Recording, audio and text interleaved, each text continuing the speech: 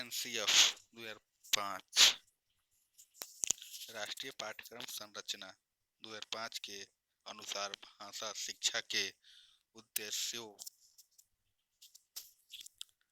का वर्णन करें। बीएड फर्स्ट ईयर का C4 का सबसे इम्पोर्टेंट क्वेश्चन है जो 2021 में होने वाली यानी इस साल होने वाली एग्जाम के लिए बहुत ही इम्पोर्टेंट है। नेशनल करिकुलम फ्रेमवर्क NCF और BCF यह दो प्रकार का होता है। NCF का मतलब यह राष्ट्रीय स्तर पर हो गया और BCF का मतलब बिहार करिकुलम फ्रेमवर्क। ठीक है। मानव संसाधन मंत्रालय द्वारा बुलाई गई SCERT की कार्यकारिणी सभा में निर्णय लिया गया कि 21वीं शताब्दी के लिए एक राष्ट्रीय पाठ्यक्रम तैयार किया जाए। SCERT एक कमेटी है जिसकी कार्यकारिणी सभा में 21वीं शताब्दी यानी 21वीं शताब्दी के लिए एक राष्ट्रीय पाठ्यक्रम तैयार किया गया। ठीक है, जो नेशनल लेवल पर है। राष्ट्रीय पाठ्यक्रम तैयार करने के लिए SCERT के सचिव देश के सभी परीक्षा बोर्डों के सहयोग से प्रोफेसर जायसवाल की अध्यक्षता में मैसूर, भोपाल, भुवनेश्वर, अजमेर, शिलांग ये सभाओं का आयोजन करके नया पाठ्यक्रम तैयार किया गया। यहाँ पर हम देखते हैं राष्ट्रीय पाठ्यक्रम जो है तैयार करने के लिए ऐसे सचिव और देश के सभी परीक्षा बोर्ड यानी देश में जितने परीक्षा बोर्ड है उनके सहयोग से प्रोफेसर जायसवाल की अध्यक्षता यानी जायसवाल कमेटी भी है और जायसवाल की अध्यक्षता यानी उनकी अध्यक्षता में मैसूर, भोपाल, भुवनेश्वर, अजमेर, शिलांग में सभाओं का आयोजन किया गया। ये आयोजन करके एक नया पाठ्यक्रम तैयार करने का उद्देश्य था और किया भी गया। ठीक है। गहन अध्ययन के उपरांत विस्तार से तर्क वितर्क करके नए पाठ्यक्रम में भाषा के विकास के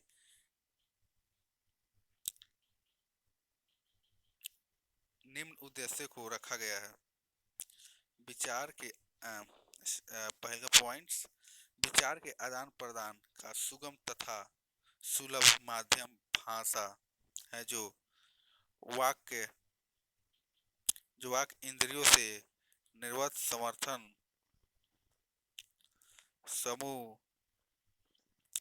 समूह है। यानी जो वाक इंद्रियों से यानी वाक इंद्रिया मतलब कहने वाला इंद्रिया जो होती मतलब वाक बोलने वाला। ठीक है, से निश्चित सार्थक ध्वनियों का समूह और व्यवस्थित किया गया है। यानी उसका जो सार्थक क्रम है उसके रूप में उसको व्यवस्थित किया गया है अपने विचारों को एक भाषा के माध्यम में।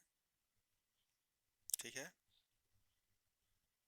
विचारों को दूसरे के लिए व्यक्त करना अभिव्यक्ति है। विचारों को दूसरे के लिए व्यक्त करना अभिव्यक्ति है। ठीक है, तो दूसरे के विचारों को ग्रहण करना या समझना आदान प्रदान है। विचारों को दूसरे के लिए व्यक्त करना या प्रदान या अभिव्यक्ति है जो दूसरे विचारों को ग्रहण कर समझना आदान है। विचारों के आदान प्रदान के लिए मनुष्य निम्न 4 प्रकार की क्रियाएं करता है: सुनना, बोलना, पढ़ना, लिखना। सबसे पहले तो सुनेगा, तब उसको सुन के बोलेगा और तब कुछ लिखा है तो वो पढ़ेगा और उसके ऊपर अब उसके बाद लिखेगा। ये तीनों क्रियाओं करने के बाद लास्ट में वो लिखेगा। आदान में सुनना पढ़ना क्रियाएं होती हैं, यानी आदान में सुनेंगे और पढ़ेंगे। अब प्रदान में बोलेंगे लिखेंगे, यानी बोल देंगे तो कोई दूसरा वाला सुनने वाला हो गया, लिख देंगे तो कोई दूसरा वाला लिखा हुआ पढ़ लेगा। ठीक है, ये सभी एक दूसरे से संबंधित है। इन चारों क्रियाओं में कुशलता अर्जित करना ही भाषा शिक्षण का प्रमुख उद्देश्य है। यानी ये जो चार क्रियाएं हैं ना, ये क्रियाएं कुशल अर्जित करने का ही भाषा का शिक्षण का प्रमुख उद्देश्य है। इसका बहुत ही इम्पोर्टेंट है उद्देश्य। उद्देश्य का मतलब कोई कोई भी उद्देश्य है जो इस शिक्षा को एक सही दिशा दिखा दे। ये यही भाषा के मूल उद्देश्य है। सुनना, भाषा के सभी सभी ध्वनियों रूपों के शुद्ध आचरण की समझना,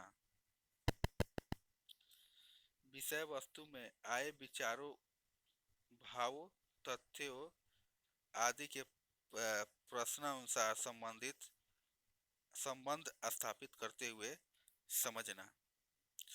विषय थर्ड है, विषय एंड विषय वस्तु, वस्तु केंद्रीय भावों प्रमुख विचारों और निष्कर्षों को समझना है। फोर्थ, सुनने के शिष्टाचार का पालन करने की क्षमता का विकास करता है। नेक्स्ट पॉइंट, शिष्टाचार पूर्वक सुनने में बालक की निम्न प्रकार की शारीरिक मानसिक स्थितियां होती है या होनी चाहिए। ठीक है,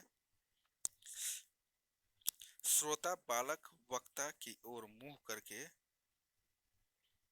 बैठे, यानी जो श्रोता है सुनने वाला बालक वक्ता जो बोल रहा है उसके उसके सामने फेस टू फेस ओके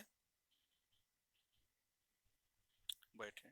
ठीक है, श्रोता श्रोता चुपचाप ध्यानपूर्वक अर्थ ग्रहण करने करते हुए सुने, यानी जो श्रोता है वह साइलेंट यानी चुप्पी यानी चुपचाप रह के, ठीक है, ध्यानपूर्वक ध्यान से अर्थ को ग्रहण करें, जो यानी जो इसका अर्थ है उसको ग्रहण करें।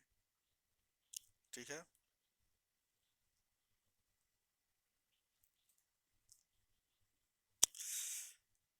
और इस तरह भाषा का बच्चों में सही अर्थ समझ में आ जाएगा। ठीक है, सुनते थर्ड नंबर, सुनते समय मुंह फेर कर बैठना, साथ साथी से वार्तालाप करना, वाद विवाद नहीं करना चाहिए। श्रोता वक्ता के समान ध्यान रखे, यानी जो श्रोता है वक्ता के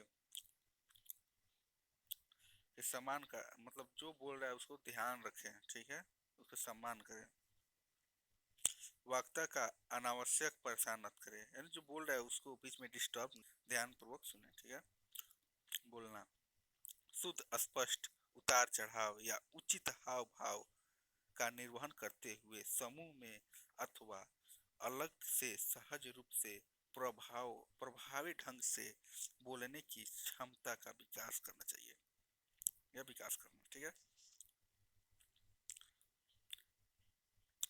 2 नंबर, परिचित विषय घटना तथा परिस्थिति का अपने ढंग से वर्णन विवरण करने की क्षमता का विकास करना है, यानी परिचित वस्तु घटना जो भी है उसको वर्णन या विवरण कर उसके बारे में वर्णन करना या विवरण लिखना, इस सब का क्षमता का विकास होता है। समय समय पर प्रसंग अनुसार बोलने की शिष्टाचार का पालन करते हुए मौलिक रूप से तर्कपूर्ण विचार प्रकट करने की क्षमता का विकास करना। ठीक है। चौथा, अभिनय अभिनय अथवा भूमिका निर्वाह करते हुए पत्रानुसार संवाद बोलने के कौशल का विकास करना। ठीक है। सी, पढ़ना भाषा तत्वों को प्रसंगानुसार विश्लेषण करते हुए समझना। ठीक है। सी है जो पढ़ना, उसमें बोल रहा है भाषा तत्वों का प्रश्नानुसार विश्लेषण करते हुए समझना, यानी उसको एनालाइज करना, जो प्रसंग है उसको एनालाइज करना, यानी सबको बताना बढ़िया से, उसका डिफिनेशन सब समझाना भाषा के तत्वों को प्रसंग अनुसार इसके निरंतर से। ठीक है। और 2 नंबर बोल रहा है विषय वस्तु में आए विचारों का भाव, घटनाओं, तथ्यों आदि में प्रसंग अनुसार संबंध स्थापित करते हुए समझना। विषय वस्तु के सारांश, केंद्रीय भावों और निष्कर्षों को समझना। बाल शब्द कोश को समझने की क्षमता का विकास करना। लिखित सामग्री को गृह आचरण, उचित गति, आरोह अवरोह, विराम चिन्हों के अनुसार अर्थ ग्रहण करते हुए स्वाभाविक रूप से वचन करने की क्षमता का विकास करना है। ठीक है। और 6 नंबर है स्व अनुकूलन, पाठ्य उत्तर, कहानियों, सचित्र पुस्तकें आदि साहित्य की समझ, पढ़ने की क्षमता का विकास करना। ठीक है।